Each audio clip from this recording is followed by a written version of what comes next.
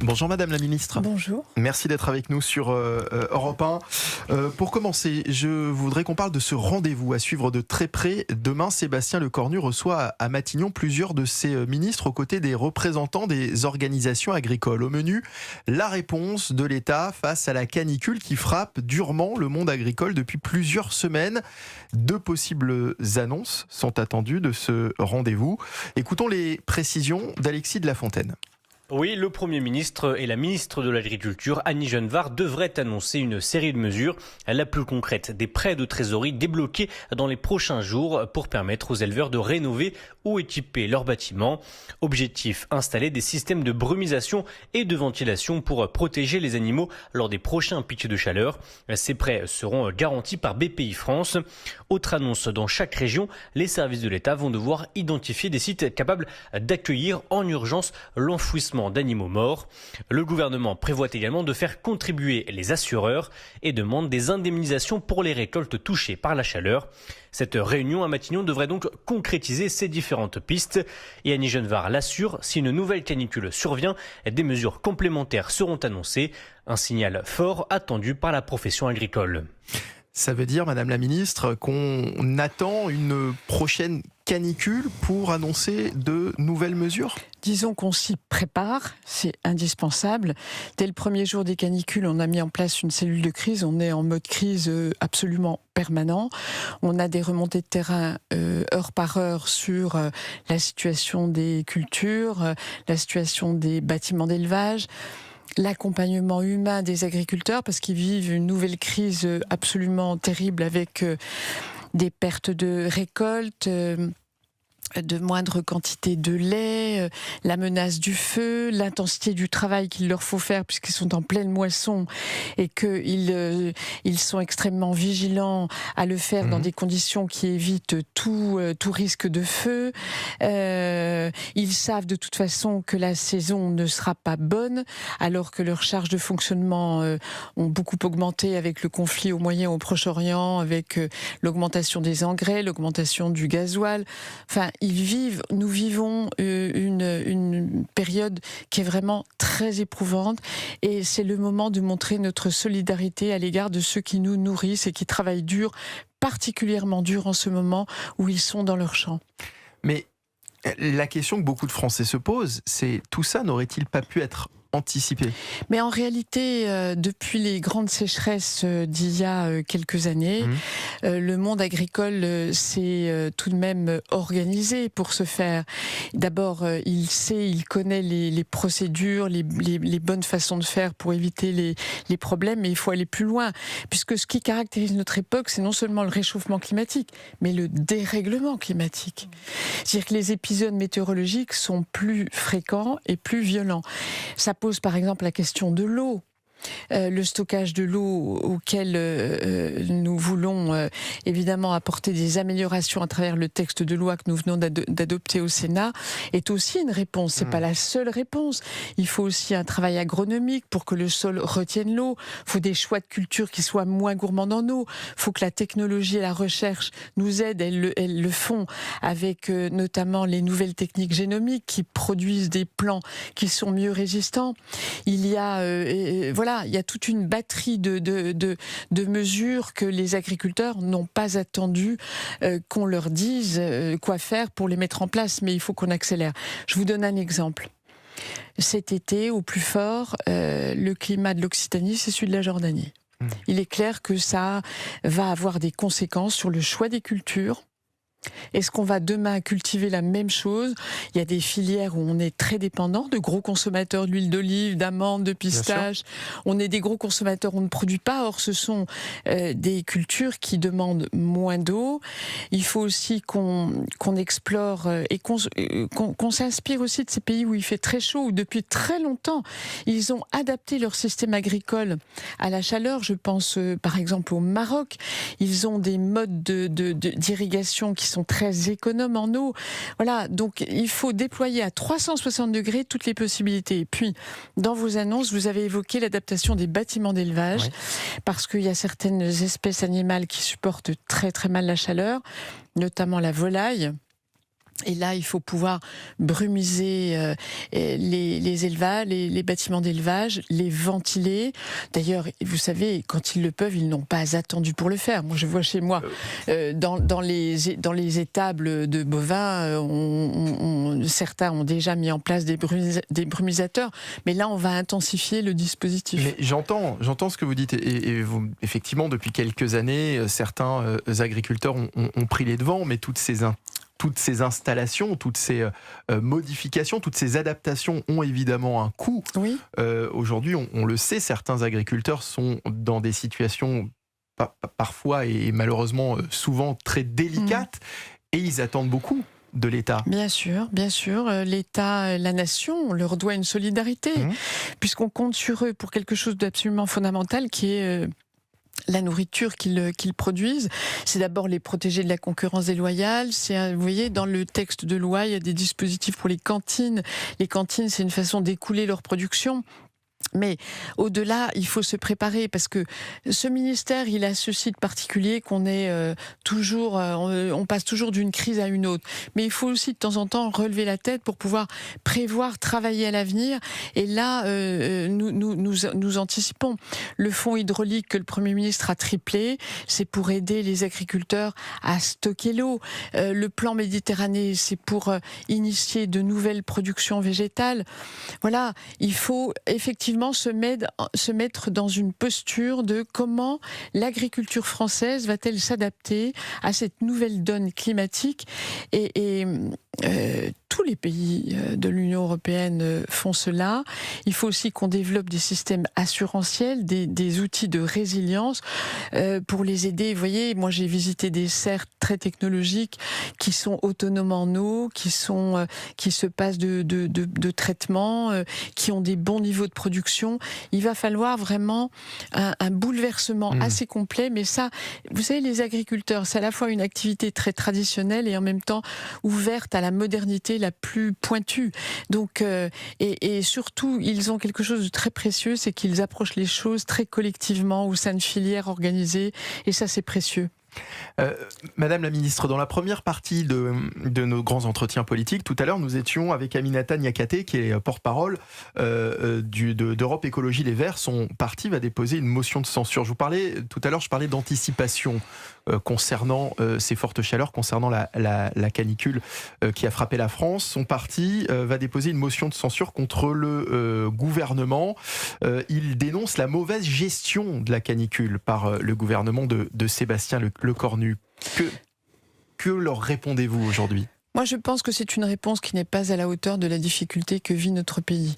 Lorsque toutes les forces vives du pays sont mobilisées pour passer cet épisode très difficile, qu'il s'agisse des pompiers, des policiers, des services de l'État, des professionnels de toute nature, professionnels de santé, c'est presque indécent de déposer une motion de censure parce que c'est la canicule.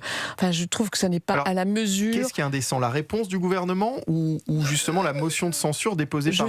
Je trouve que vouloir censurer le gouvernement au motif que c'est la canicule n'est pas à la hauteur de la situation. Quand est-ce que dans notre pays nous allons retrouver un peu de solidarité nationale et pouvoir, dans des moments exceptionnels de souffrance, parce que le pays est en souffrance aujourd'hui, retrouver un peu de sens collectif, de penser à l'autre et de ne pas être dans une réponse étroitement politicienne? Je trouve véritablement que ça n'est pas à la hauteur. Alors écoutons justement Marine Tondelier, la patronne des écologistes. J'imagine bien qu'ils la voteront. Des contacts que j'ai pu avoir, j'ai compris qu'ils la voteraient et je n'imagine pas qu'il en soit autrement. Idem pour les communistes d'ailleurs. Donc cette motion de censure pourrait faire l'unanimité à gauche. J'espère bien. C'est beau l'écologie, non ? Voilà, Marine Tondelier qui parlait donc du Parti Socialiste, puisqu'on sait d'ores et déjà que la France Insoumise va se joindre aux écologistes pour cette motion de censure et donc effectivement ils espèrent qu'elle fera l'unanimité au sein de la gauche. Vous comprenez, Annie Genevard, qu'aujourd'hui, beaucoup de Français s'interrogent d'une manière ou d'une autre sur justement le fait d'avoir pu anticiper et sur la gestion justement de cette crise? Écoutez, moi, je pense que Marine Tondelier espère coaliser autour de cette motion de censure et susciter une unité qu'elle n'a pas dans sa propre famille politique. C'est une façon finalement de détourner le regard de la situation dans laquelle elle se trouve politiquement, qui est une façon d'exister. Une façon d'exister, mais rapporté à la situation que nous vivons, je trouve que ça n'est pas à la hauteur de la situation. Gérer une crise, ça veut dire apporter les bonnes réponses au bon moment. C'est ça, gérer une crise. Et puis c'est aussi en tirer les enseignements. L'hôpital, les EHPAD par exemple, ont tiré les enseignements de la dernière épisode, du dernier pic de chaleur. On a organisé les EHPAD pour qu'il y ait des salles rafraîchies où on puisse mettre... Moi j'ai été maire. On a mis en place des dispositifs d'aller vers les personnes isolées pour vérifier qu'elles s'hydratent, pour vérifier qu'elles sont entourées, qu'elles ne sont pas isolées dans la situation. Il y a des dispositions, le pays, mais vous savez, la politique, gérer une situation... Il y a tout de même certains sujets sur lesquels on reste encore très timide. Alors je suis d'accord avec vous, effectivement les écologistes sont peut-être pas les mieux placés sur ces sujets-là, mais en ce qui concerne par exemple la climatisation, vous parliez des hôpitaux, quand certains hôpitaux sont actuellement en construction et qu'on continue de construire des hôpitaux sans que les chambres soient climatisées, on s'interroge. Alors deux choses. D'abord, il est possible que les choses évoluent à la faveur de la situation que nous vivons.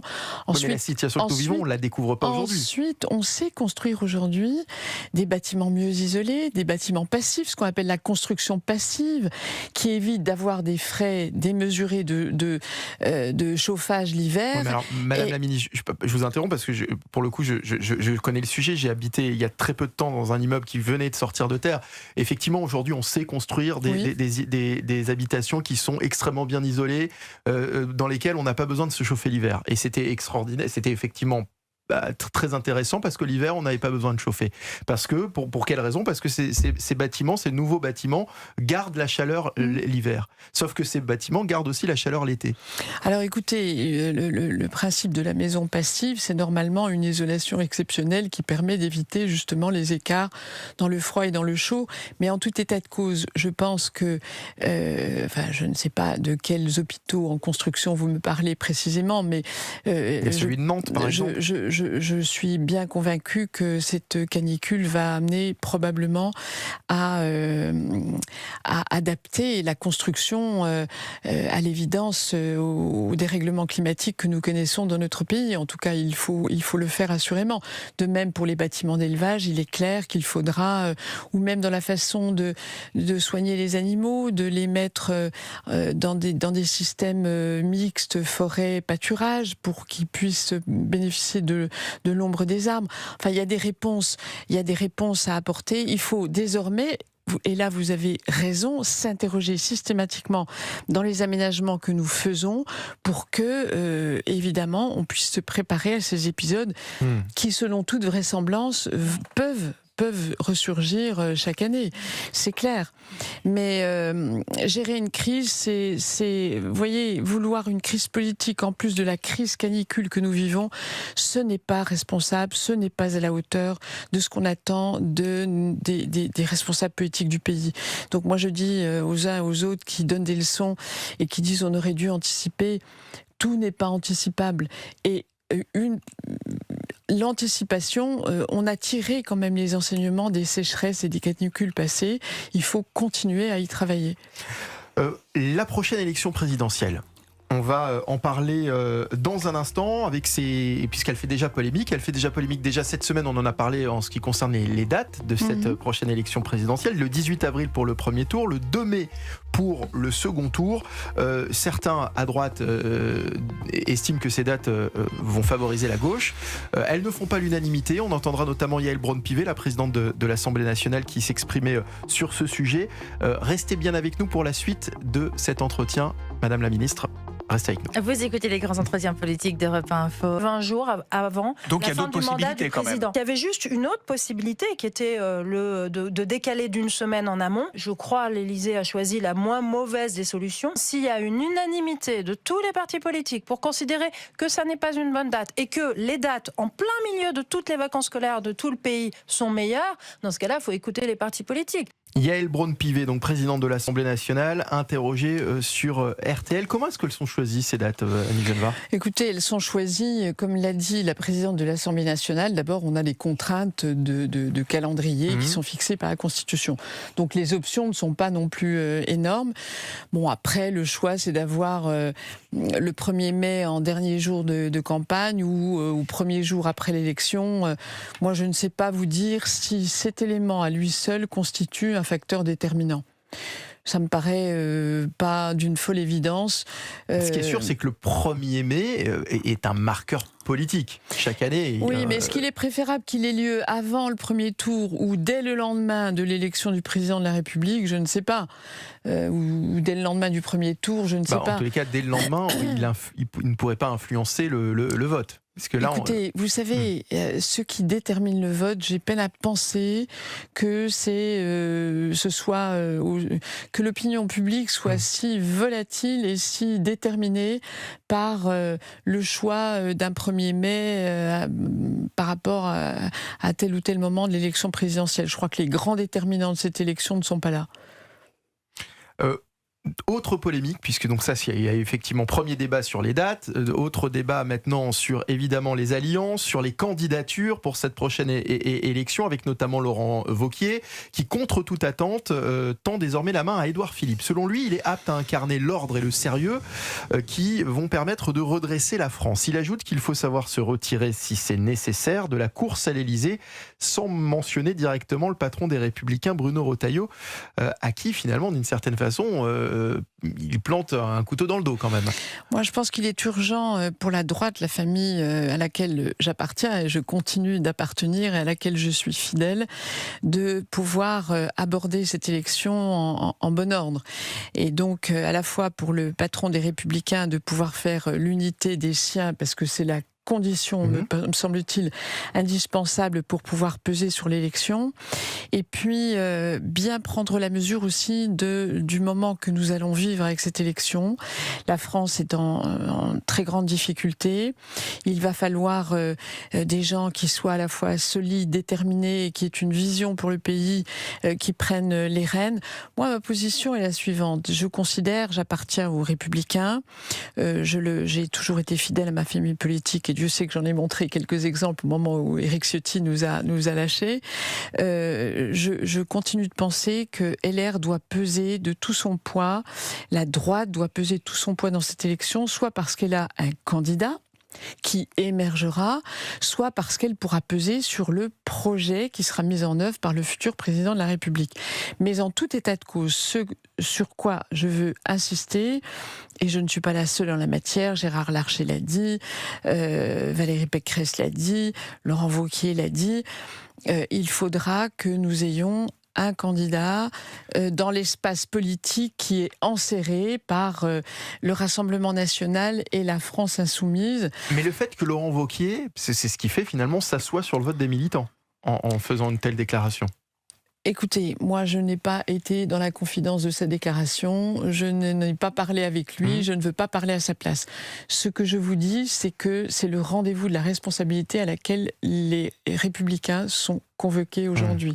Unité de la famille, solidité du projet, esprit de responsabilité pour que demain, au deuxième tour, nous soyons la droite qui a des choses spécifiques à apporter à notre pays, à la résolution de nos difficultés, soit pleinement engagée dans le processus présidentiel.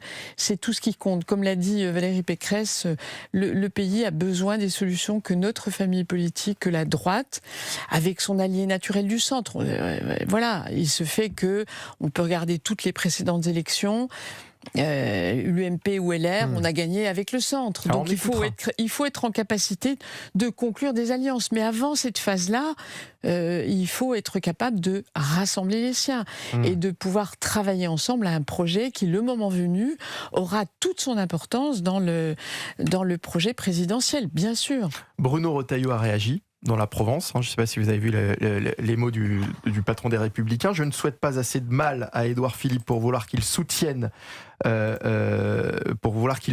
Pardon. Je ne souhaite pas assez de mal à Édouard Philippe pour vouloir qu'il le soutienne. Vous conviendrez que tous ces polémiques, toutes ces histoires politiciennes, finalement, ne font pas vraiment bien aux Républicains. Alors, il faut veiller à pas désespérer ceux qui nous font confiance. Et vous savez, pour avoir mené aux côtés des candidats de plusieurs campagnes présidentielles, il y a une période qui est sensible. C'est celle où on peut être tenté, pour exister, de durcir le ton. Il est très difficile après de se retrouver. Donc il ne faut pas obérer les chances de réussite et handicaper l'avenir par des mouvements d'humeur dont je peux comprendre humainement la teneur, mais voilà. C'est un moment particulier que nous vivons. On voit bien que l'épreuve de la canicule vraiment appelle à notre sens des responsabilités, et c'est maintenant. Mais ce qu'on peut dire, c'est que la campagne a commencé. Oui, là, c'est le moins qu'on puisse dire. On a le temps d'écouter Édouard Philippe. On va écouter Édouard Philippe qui a réagi justement à Laurent Wauquiez. J'ai noté qu'il m'encourageait. Je ne suis pas sûr que ce soit un soutien, mais j'ai noté qu'il m'encourageait. Quand vous êtes en campagne et quand votre objectif, c'est de rassembler le plus largement cet espace qui va de la droite jusqu'au centre, vous vous réjouissez des soutiens quand ils sont formulés, donc je m'en réjouis. En politique, on gagne quand on fait des additions, pas quand on fait des divisions. Et donc être capable de rassembler, c'est-à-dire de parler à tout le monde, d'essayer de construire des choses avec tout le monde, c'est absolument indispensable à l'exercice politique. Et je suis déterminé à continuer dans cette voie. Et sur ce point, il a raison. Édouard Philippe, il n'y aura pas de place pour Bruno Retailleau, Édouard Philippe et Gabriel Attal. Non, mais cette inflation du nombre de candidats est ahurissant. Chaque jour, dans chaque famille politique, un nouveau candidat ou une présomption de candidature, tout ça n'est pas sérieux. Et évidemment, le moment venu, il faudra se rassembler. Mais pour l'instant, chacun est dans son couloir de nage, essaie d'aller le plus vite possible, le plus loin possible. Il y a un moment où quand même le réalisme politique imposera quand même un peu de sagesse. En tout cas, c'est ce à quoi j'appelle les futurs candidats. Merci Madame la Ministre. Merci à vous. Merci Mickaël Dorian. C'était Mickaël Dorian sur Europe 1 pour les grands entretiens politiques d'Europe 1 Info. Vous retrouvez Marie-Estelle Dupont et Romain Desarmes pour Si on en parlait de 15h à 16h. Je vous souhaite une excellente après-midi. Merci Géraldine Almond et bonnes vacances. Merci beaucoup. Merci, très bel été à l'écoute d'Europe 1 et demain matin retrouvez Frédéric Tadei pour C'est arrivé cette semaine et dimanche C'est arrivé demain. 2 émissions pour éclairer l'actualité des derniers jours et réfléchir aux événements à venir en compagnie de nombreux invités. C'est tous les week-ends de 9h à 10h sur Europe 1.